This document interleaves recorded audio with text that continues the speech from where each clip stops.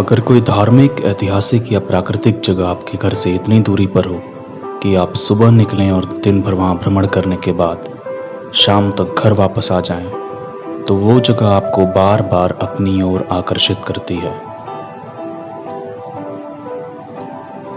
चाहे आपको पहाड़ियाँ या झरने पसंद हों, शरीर के रोम रोम को रोमांच से भरने के लिए पुराने गुफाओं, पहाड़, घाटियाँ या जिज्ञासा बढ़ाने के लिए भित्ति चित्र।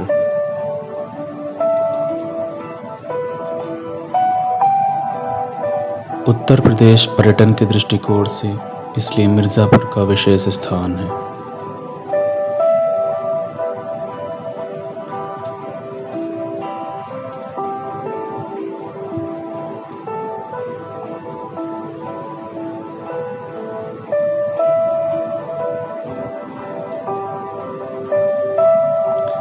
पहाड़ और उसके नीचे दूर दूर तक इकट्ठा हुआ पानी, रहने के लिए इससे अच्छी जगह और क्या हो सकती है।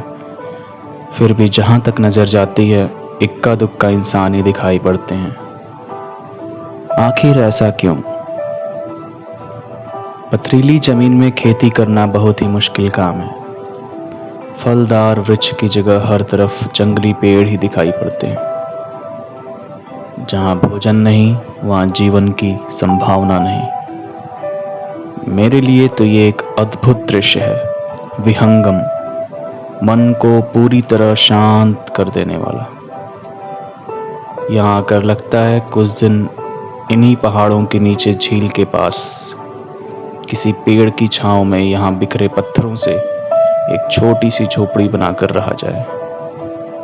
पर मेरी इस सोच पर कुछ लोग पहले से ही पालन करते नजर आ रहे थे।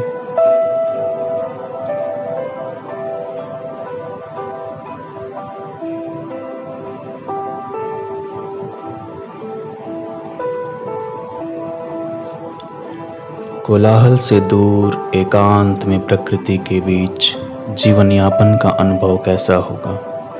मन हुआ कि जाकर उनसे बातचीत करके देखूं। फिर आकाश में चमकते हुए सूरज ने मुझे सीमित समय का आभास कराया। विचारों को वहीं त्याग कर मैं अपने परिवार व अपनों के संग मिर्ज़ापुर को नज़दीक से देखने निकल पड़ा।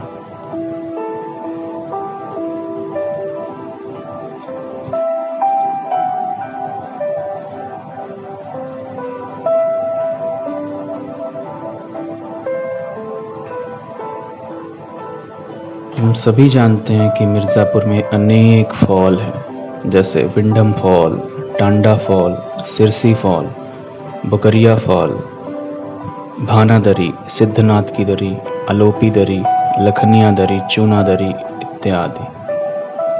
और तब से मुझे इस प्राकृतिक सुंदरता को आत्मसात करना था, देखना था, अनुभव करना था।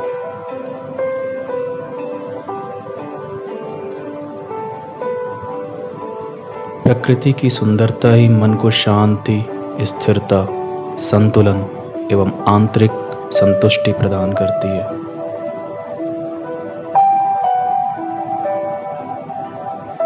बातों बातों में आखिर अपने गंतव्य तक आ ही पहुंचा। तो लीजिए, ये है सिद्धनाथ की दरी, जो कि चुनार में स्थित है। दरी अर्थात पहाड़ की तराई में बहने वाला झरना। यहाँ कई तरह के लोग आते हैं, कुछ शादीशुदा अपने पूरे परिवार के साथ पिकनिक मनाने, कुछ ताज़ा ताज़ा प्रेमी युगल, कई कुंवारे लड़के झुंड में जलप्रपात के साथ लोगों को ताड़ने, इक्का दुक्का वे लोग भी जो हर एक व्यक्ति पर बारीक नज़र रखते हैं कि जैसे ही व्यक्ति का अपने सामान से ध्यान हटे, वैसे ही वो कुछ लेकर चंपत हो जाएं। कुछ मेरे जैसे क्रिएटर जो दिख जाए बस वही देखने आते हैं ताकि आपको दिखा सके। पर इस देखा देखी में अगर कुछ काम की बात निकल जाए तो भ्रमण का आनंद सार्थक हो जाता है। हर खूबसूरत चीज़ें खतरनाक भी होती हैं। इस कथन से आप कितने सहमत हैं? अगर आप यहाँ कभी घूमने आए और आसमान पर काले काले बादल आ जाएं, तो भूल कर भी कुछ आगे जाने का प्रयास ना करें।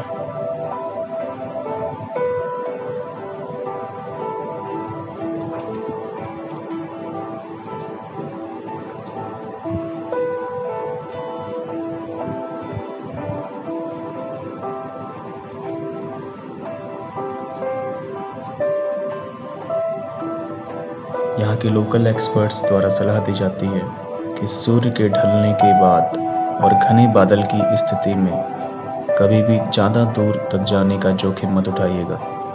हल्की सी भी बारिश से यहाँ जल तांडव शुरू हो जाता है। ये लखनिया दरी है। यदि आप रास्ते में फंसे रह गए तो कई घंटे तक फंसे ही रह जाएंगे, पर डरिए मत। इसके बावजूद भी ये जगह काफ़ी सुरक्षित है, परिवार के लिए भी और नई नवेली दुल्हन के लिए भी। जगह जगह पुलिसकर्मी इसलिए लगे हैं ताकि किसी की भी हिम्मत न हो किसी पर्यटकों को परेशान करने की।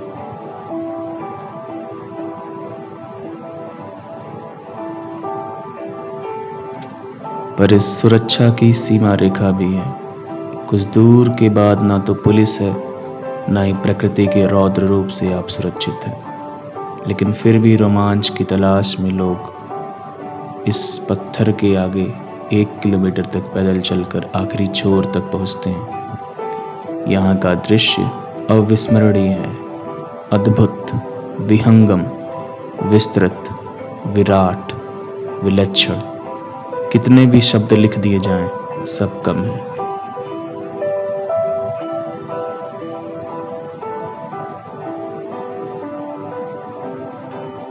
कौन कहता है कि उत्तर प्रदेश में झरने नहीं? एक बार मिर्ज़ापुर तो आइए।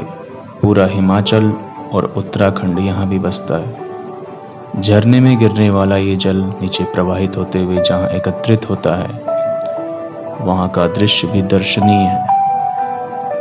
ऐसी अथाह सुंदरता से परिपूर्ण हमारा शहर आज भी अपने असली पहचान के लिए गुमनाम है।